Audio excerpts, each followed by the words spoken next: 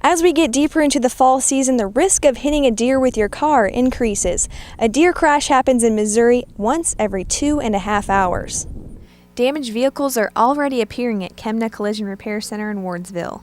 The average deer hit that we see is actually probably between $2,500 and $3,500 damage. Greg Kemna says the number of damaged cars increases as the deer mating season reaches a peak in mid-November.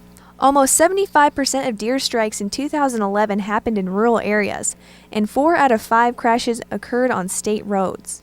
Over half of them occurred between October and December, with about 85% of them happening between 5 p.m. and 7 a.m. Yeah, deer are crepuscular, so the peak of their activity is around sunrise and around sunset, and certainly during the overnight hours. But the problem during the breeding season, they become active for much longer periods of time, and so they're out there moving around during all parts of the day during the peak of the rut.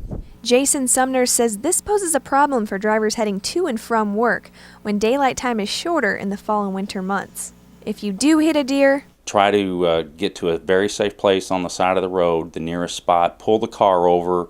You don't have to be an expert mechanic, but give it a general visual. Does it seem safe to drive? Make sure it's not leaking any coolant or any liquids out of the front. If it is, then it's time to call a tow truck in. It's important to be vigilant while driving at night.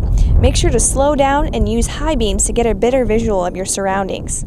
In Columbia, Jessica Quick, KRCG 13 News.